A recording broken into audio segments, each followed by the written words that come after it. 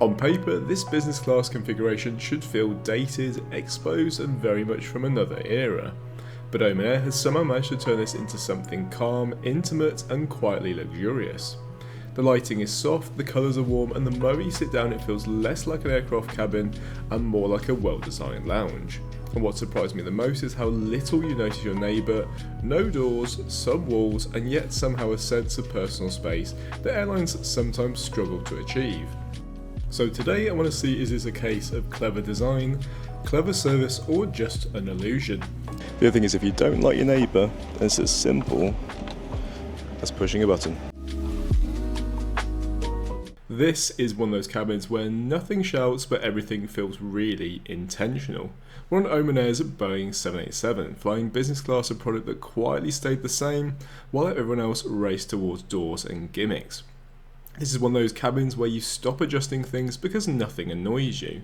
I expected to miss a door and I didn't. And I'll show you the seat, exactly how it works for dining, lounging and sleeping, and whether the service and the food live up to the calm Oman Air promise. Good morning. In today's video we're flying Oman Air from Muscat. This is going to be a very interesting experience, partly because I've just flown them in and things weren't exactly perfect. Not they were bad either. Let's get into it. First though, there's a bit of drama, because I was meant to fly KLM from Birmingham to Amsterdam. Easy. Pop into the city and eat my body weight in stroopwafels. Yummy! An unbelievable amount of snow though grounded thousands of flights, cancelled every train and personally attacked my nose. After some last minute damage control, I rerouted via British Airways to Rotterdam, jumped on a bus to Amsterdam and then another bus, where a cyclist confidently cycled straight in front of us. So yes, dramatic feels fair, but somehow against all odds I made it within 4 hours to spare. Tired and grumpy, I managed to catch the flight. And honestly, I felt relieved, at the same time very sorry for the thousands of people waiting to be rebooked by KLM, and the staff who are working very, very hard. But all that's in the past and I've made it to Muscat, cleared security and I'm heading to Oman Air's business class lounge, which looks incredibly opulent online, and even better, it's open 24 hours a day. And after the last 2 days, that feels less like a perk and more like a reward. It's a little bit like my experience with Saudi Arabia. There's the makings of a really good lounge here, but it's sort of like a sea of beige. They've had a long connection, I wouldn't really know what to do. On the plus side, they do have the lemon mint drink, which is good for a cold, or in general it's just a really delicious drink. You'll find this signature drink across the Gulf, with Gulf Air, Qatar and even Etihad all stocking this very beautiful drink. Or if you're feeling adventurous, you could just look up the recipe at home. Simple, yes, too much sugar, almost certainly. What I did appreciate was there were lots of different distinct zones, including a small sleeping area, which is a really nice touch. That said, while it was calm on my outbound visit, the return during the day at the peak was surprisingly busy, and I struggled to get a vacant seat. And despite Oman Air being known for some very good value fares, there was, shall we say, a hint of snobbery in the room. The kind where people briefly wonder whether you're self-made or just very well sponsored. I really was hoping for a shower. I don't think I've got time, unfortunately, because the delay coming in was originally meant to be a 3-hour connection. Still had a nice drink, could do with a flannel. Let's have a look at today's journey map. My throat is sounding a little on the dry side, but thankfully it didn't turn into anything, which is ideal considering that my next flight is over to sunny Bangkok. And in just 5 hours and 40 minutes, it's not that long. But I'm still firmly on European time, so that plan is simple. Eat, sleep and get a haircut. Gotta look good and presentable for the camera. That was a really nice experience, but then again, when a lounge has so much gold, even if it's not real, it's hard to dislike it. I'm not too sad about leaving, although the lounge was really good, and in the general scheme of things, it's probably sort of a middle ground. I'll be back in a few months anyway, this time to try Oman Air's economy class, on pretty much the same route, but starting in London. That flight's 7 hours and 10 minutes, which personally measures at least 3 trips to the bathroom. One thing that airlines do, and it slightly annoys me, and I know exactly the reason why they do it, is printing a boarding time on the pass and then quietly ignoring it. This doesn't happen in Japan, but here it means that after a 5-minute walk, I'm very clearly too early. No staff, no queue, nothing happening. As a result, I wander back to the main terminal, having a look for a nice cake. Eventually there's movement at the gate and I head down using the business class priority lane, much to the visible confusion of everyone else still waiting in the economy one. The gate itself is functional, basically a room full of chairs and not somewhere you'd want to be stuck during a long delay. At the window is our Boeing 787-9 Oman Air's 2 class version, no first class up the front. Interestingly, when I originally booked this, there was an upgrade offer, but with not enough interest, they clearly moved the aircraft elsewhere. That said, on the return leg, we actually managed to snag that big, beautiful seat, for what we think is a very reasonable price. So feel free to check out the review on our channel. Okay, it's actually Business Studio or Business Plus, because apparently no one can now afford first class these days. More often than not, it operates on the routes to London and Bangkok. Now it's time to play the waiting game, because airlines love to put a boarding time on the boarding pass, but whether they board that time or not is a different matter. I'll just add that in order to get Wi-Fi, you need to put your passport into a terminal to receive a code. But I didn't see a single one, and I decided to use the time at the gate to free up some space on my phone. You'd be amazed how many videos and photos of planes I have. 20 minutes passed fairly quickly, and business class was finally allowed to board in Group 1, so it's into the seat map we go. With limited demand for Oman Air's Business Studio, this 2-class configuration features just 5 rows of business class, in a 2-2-2 layout, with the specially private mini cabin tucked behind the second door, in row 15. The seat itself is called the Apex Suite, a design that's surprisingly rare, with the only other airlines to use this being Japan Airlines and Gulf Air. Despite offering a level of personal space, many newer seats really struggle to match. As you can see, it's in like a 2-2-2 configuration, which is quite good because the space is basically square, so you get a lot more space in the footwell. Which matters more than you think. Feeling even slightly restricted can make sleep basically impossible. Realistically, you could argue that only 2 out of 6 seats offer that extra level of privacy. It's not a deal breaker by any means. On my return flight from Muscat to Amsterdam though, I did encounter one slightly grumpy passenger, and business class is a privilege of course, but he seemed permanently annoyed, and this was fine because... Don't like your neighbour, it's as simple as pushing a button. Unfortunately, what the barrier couldn't prevent was the occasional aroma drifting over from my neighbour's feet. Even so, this is a really cosy space to relax, whether you're eating, watching a movie or trying to sleep, and the seat is impressively wide. I'll talk more about that later when I convert it into a full flat mode. I also really like the beige and warm orange brown tones. It feels calm without being dull, and the storage is well thought out. With compartments near the aisle, another along the side and an extremely useful side table.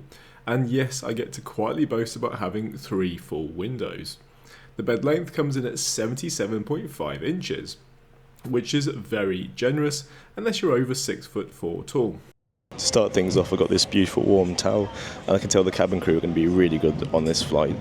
Across all 4 flights, there wasn't a single member of cabin crew who looked tired, disengaged or in need of a morale boost. The service was genuinely warm and patient, very much in the same league as their sister airline Qatar, and importantly it never felt forced. The only thing that left me slightly confused was the amenity kit. Who doesn't like a freebie, especially when the amenity kit is this good looking?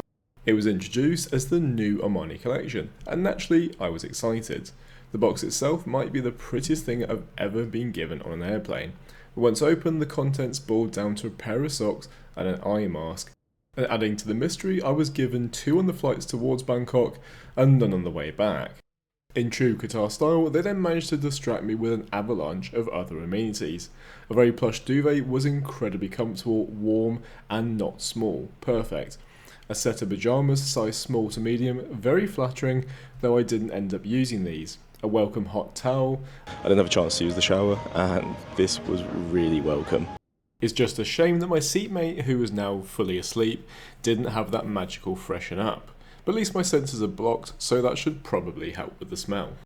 A glass of that delicious lemon mint drink, an Arabic coffee that I adore but might not be for everyone, and then a very deep basket of days. Take as many as you like.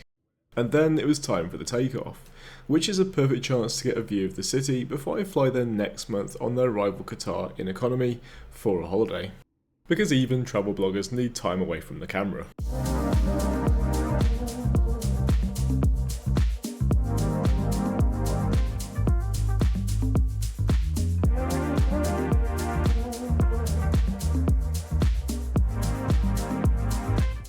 I'm really beginning to appreciate just how much real estate this is in the sky, and I can already see why Oman Air could become one of my favourite airlines to fly.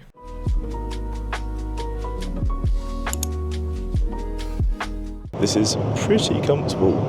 It's 22 inches across in the width, and because it's a square shape, there is so much room in the footwell. Sadly, I have to leave enjoying this extremely comfortable position until later in the flight, because the charismatic cabin crew have come round to take my order. The menu could be a bit confusing for a first timer, but essentially there's a Western option and a more authentic choice. I'm going with the modern European option this time, having tried the local dishes on the previous flight, and they were excellent. Though I must admit the thought of octopus and catch the day is extremely tempting.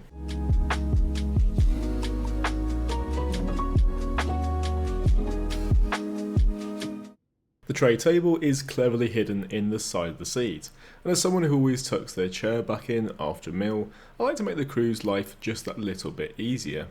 Before the food arrives, there's a default bowl of mixed nuts in a nice clay pot, which is served at room temperature, simple and nicely presented. I also decided to try a champagne cocktail.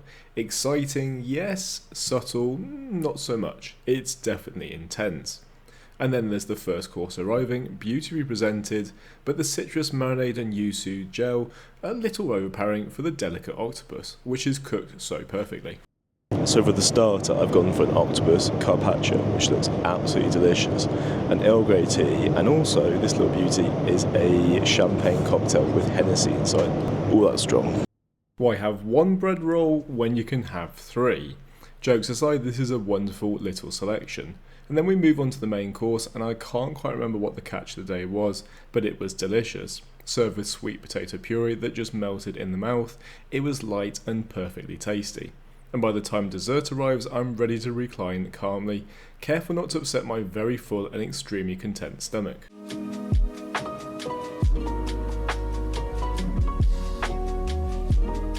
But it's like a little nest that's filled with cream, and it is beautiful. And having refueled my tank, this should do nicely until I arrive at the hotel, which is a 4-minute walk from the nearest 7-Eleven. Let's dive into the in-flight entertainment because I'm doing my best to stay awake. My brain is already not exactly sure where I'm going and what it should be doing with my sleep. Oman Air provides a solid pair of over-the-ear headphones, and they do a really great job of noise cancelling. The entertainment library isn't quite as varied as some of its Middle Eastern cousins, but there's more than enough to keep me busy across 4 flights to Bangkok and back. The system can be a little bit glitchy, and I did run into a few issues with the system on at least 2 flights. Sound disappearing or the controller freezing and refusing to release because the spring mechanism just wasn't strong enough. That may have been amplified slightly by my mood after the long journey to Amsterdam, and an hour sitting at the gate with no boarding estimate. And just in case you're flying from Amsterdam, which is a great departure point, summer queues aside, you can take advantage of the fairly new One World Lounge. One World is the alliance Oman Air now belongs to, alongside Qatar, British Airways, Cathay Pacific and many others, and the lounge itself is far more vibrant and more modern than the British Airways one it replaced.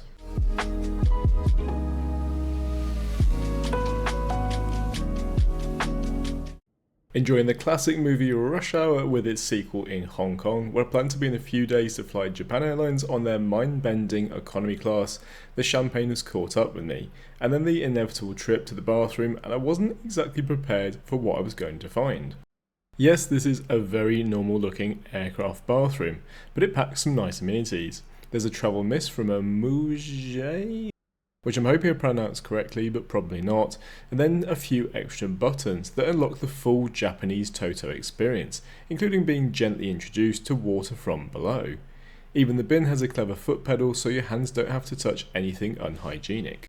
It's time to head back to my seat for a quick little nap, or at the very least to close my eyes and enjoy the gentle hum of the engines. I can't stress enough how lovely this duvet was, and just how snug I felt. See you in not too long. I can honestly say this is one of the best products I've been on to sleep. I think because it's so unrestricted in terms of just the space. There's no restriction on your arms and no curvature. Your feet are free to go wherever you want. So I'd highly recommend it for a product. I'm quite impressed. After those 3 excellent courses earlier, I wasn't exactly hungry.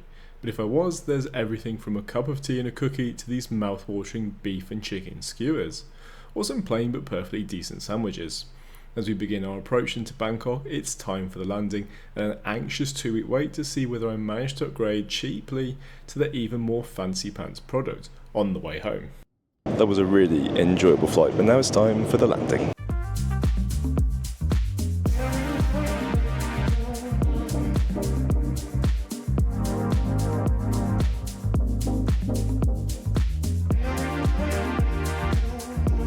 Bit of a sleep, and I have to say I was so pleased that I decided to review the second flight, because the first flight I was really grumpy. Oman Air is one of those airlines where I think my expectations were perhaps a little too high. I had them kind of like on the same playing field almost as their big brother or sister Qatar. The in-flight entertainment did give me a few bothering issues during the flight. I had to reset it. The food was really good. The only letdown is the amenity kit, which the guy said, oh, this is the new collection from Armani, so I was expecting something in there besides the socks and the eye mask. And when I just saw there's just a pair of earplugs, I thought, why did they even bother? Otherwise, very comfortable way to travel. If you can get the window seat, great. If it's the aisle, it's still pretty private with the divider. I hope you've enjoyed the video, and safe travels.